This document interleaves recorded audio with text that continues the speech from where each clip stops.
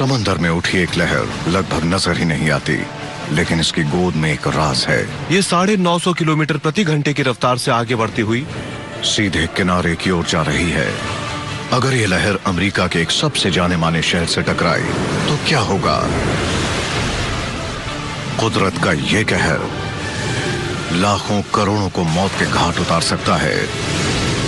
Tsunami के रहस्यों पर से पर्दा उठेगा आज सीक्रेट्स ऑफ द अर्थ पर।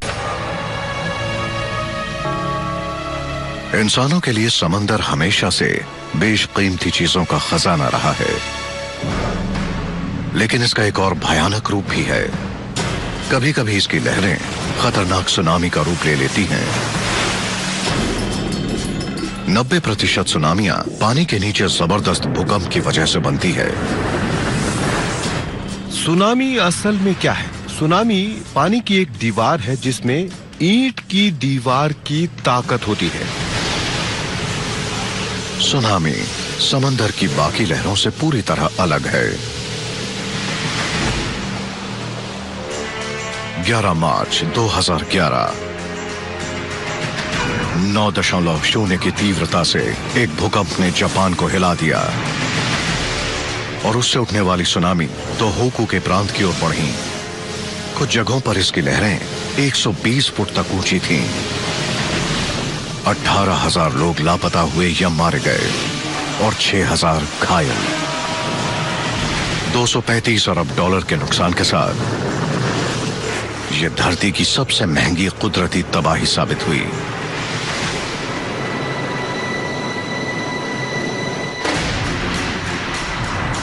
टोक्यो से करीब 480 किलोमीटर की उत्तर की ओर एक छोटा सा शहर है कैसनोमा। यहां पर टूना पकड़ने वाले मछुआरों पर सुनामी ने अपना कहर बरसाया। ये किनारे से कुछ 1.5 किलोमीटर अंदर है। ये टूना मछली पकड़ने वाला जहाज है जो कैसनोमा के बंदरगाह पर खड़ा रहता था, लेकिन सुनामी की लहरें इसे उठाकर यहां ले आई।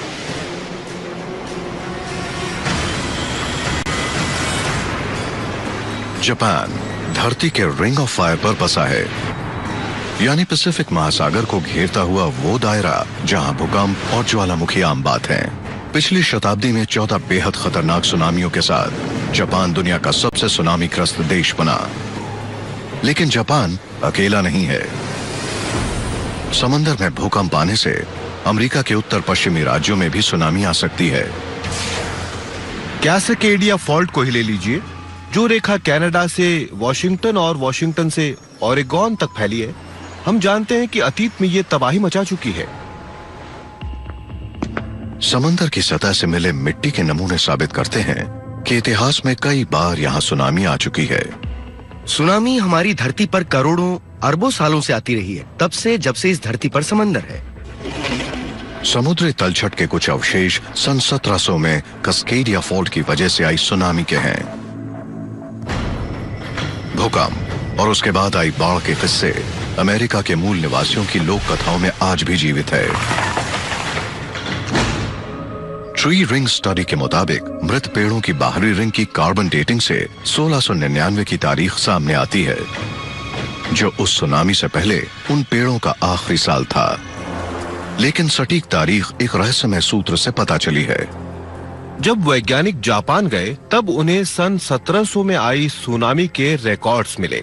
इससे ये पता चला कि अमेरिका से टकराने वाली सुनामी वही है जो जापान से भी टकराई थी। अब हम ये जान चुके थे कि सुनामी ठीक किस दिन और कितने बजे टकराई।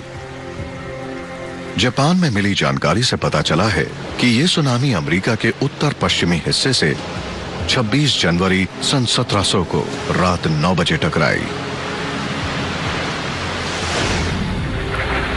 आज वैज्ञानिक कोस्टस सिनोलाकस जापान आए हैं टोहोकू में आई एक सुनामी का मंजर देखने। ये उन 300 वैज्ञानिकों में से एक हैं जिन्होंने शुरुआती नुकसान की जांच की थी। टूना जहाज आज भी वहीं है और उतना ही हैरत अंगेज है। वो क्या है? Oh my God! आपने देखा?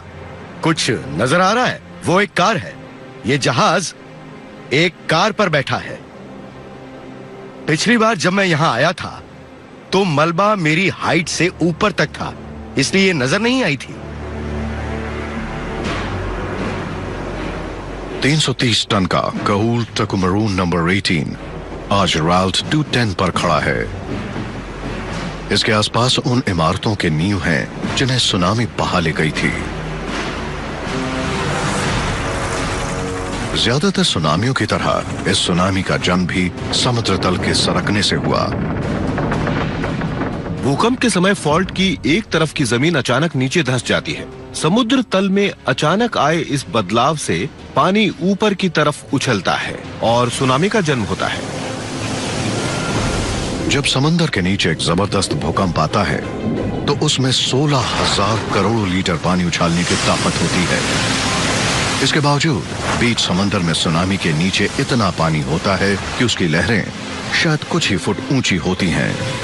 अगर आप एक जहाज में बैठे हों और आपके नीचे से सुनामी निकल जाए तो आपको शायद पता भी नहीं चलेगा, लेकिन जब ये लहरें किनारे के करीब आती हैं तो समंदर की गहराई कम होती जाती है, जिसकी वजह से पानी ऊपर की तरफ उठने लगता है और किनारे तक पहुंचते पहुंचते ये इतनी बड़ी हो जाती हैं कि सब कुछ तहस नहस कर देती है। समंदर के किनारे से सिर्फ 100 किलोमीटर दूर टोहोकू में आए भूकंप से जापान का तट 60 मीटर पूर्व की ओर खिसक गया। धरती के क्रस्ट में आए इस बदलाव से पूरी धरती का वजन पुनर्वितरण हुआ। इससे धरती की एक्सिस 4 इंच से शिफ्ट हो गई और एक दिन सेकंड के लाखवें हिस्से से कम हो गया।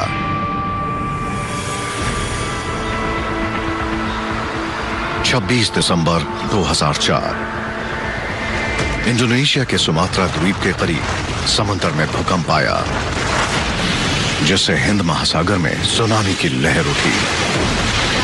इस जानलेवा लहरों ने किस्से कहानियों को जन्म दिया है। कईयों का मानना है कि जानवर किसी भी विपदा के आने का पूर्वानुमान लगा सकते हैं।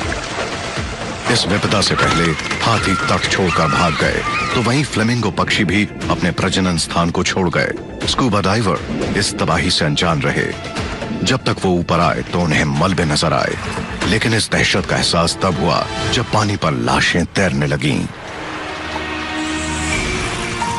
अनुमान है कि इंडोनेशिया में आए भूकंप में हिरोशिमा पर फटे परमाणु बम जैसे 23,000 बमों की शक्ति थी। इस जल प्रलय में 2,30,000 लोगों की जानें गईं और 11 देशों में लाखों लोग बेघर हो गए। यह धरती के इतिहास की सबसे खतरनाक सुनामी थी। सुनामी के विनाशकारी रहस्यों को समझना आसान नहीं है और हम अब जाकर इन लहरों को थोड़ा बहुत समझने लगे हैं। ये वो लहरें हैं जो शहर के शहर तबाह कर सकती हैं। ये वो लहर है जो रुकने का नाम ही नहीं लेती।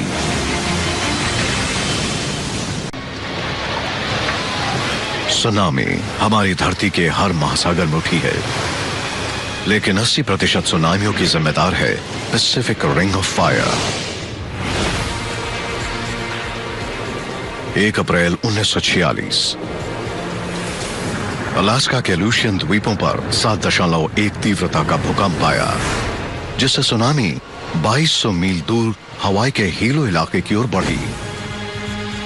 इस सुनामी की 50 फुट ऊंची लहरों ने 159 लोगों की जानें ली। इसके बावजूद ये लहरें बीच समंदर में जैसे अदृश्य थीं।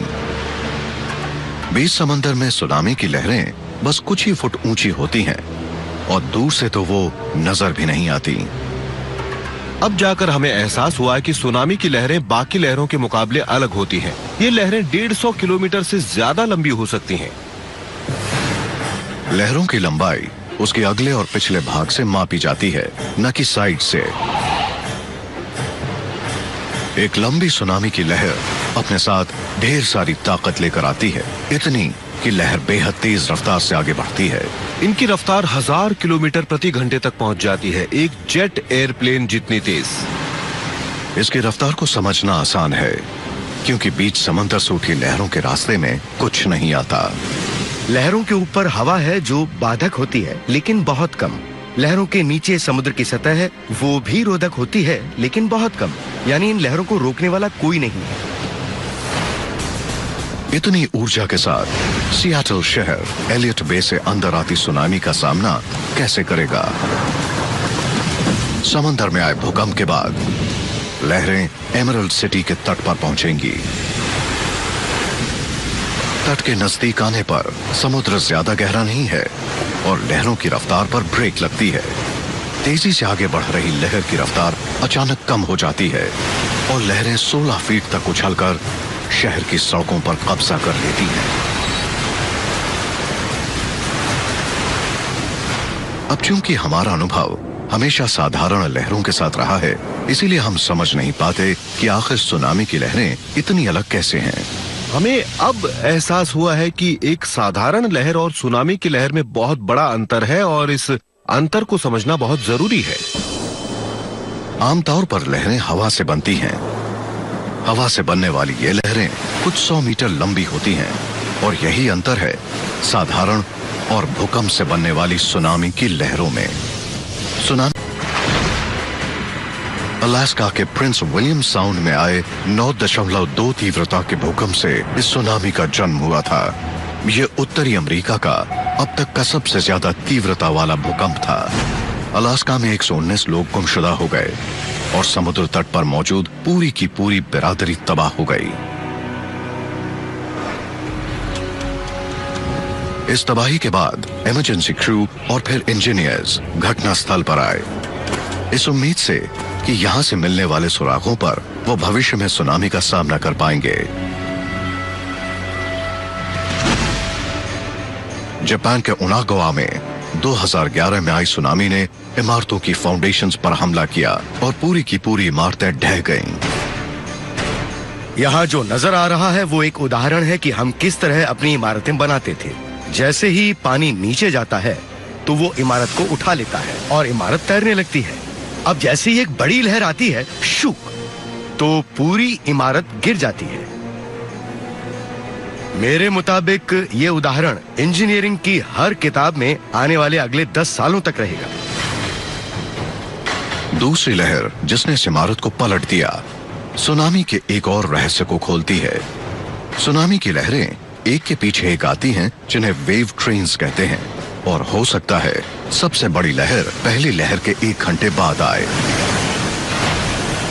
इतना ही नहीं, सुनामी की रफ्तार तबाही में मुख्य भूमिका निभाती है। इस रफ्तार के चलते सुनामी हजारों मील की यात्रा तय करके तट तक पहुंचती है। सुनामी सिर्फ एक दिन में पूरे पैसिफिक महासागर में प्रलय ला सकती है। सच तो यह है कि सुनामी के लिए पैसिफिक महासागर किसी तालाब की तरह है। टहोकू सुनामी 5000 मील दूर कैलिफोर्निया के सांता क्रूज शहर में 9 घंटों बाद पहुंची। हालांकि समंदर का स्तर सिर्फ कुछ फीट बढ़ा, लेकिन पानी बंदरगाह में फनल की तरह बहने लगा और आश्रय ले रही सभी नाव बर्बाद हो गई। पानी के बहाव ने डॉक को बुरी तरह नुकसान पहुंचाया और हजारों नाव नष्ट हो गई।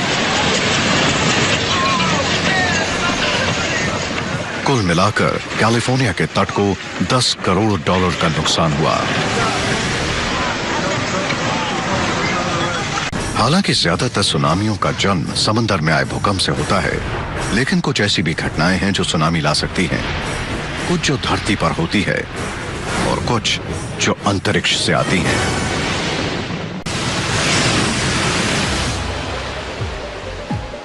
21वीं सदी के वैज्ञानिकों ने समंदर के अंदर ऐसे उपकरण लगाए हैं जो उन्हें सैटेलाइट द्वारा सुनामी के आने से घंटों पहले ही चेतावनी दे सकते हैं। लेकिन जब तट के करीब भूकंप से सुनामी बनती है तो इस चेतावनी से भागने का समय ही नहीं रहता।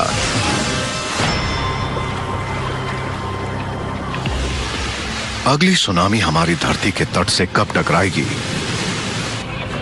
और इसका हमारे जान माल पर क्या नुकसान होगा, इसका सिर्फ अनुमान ही लगाया जा सकता है। माना जा रहा है कि अगले सैकड़ों या शायद हजारों सालों में इंसान कुदरत के इस प्रकोप को रोकने का तरीका जरूर ढूंढ लेगा।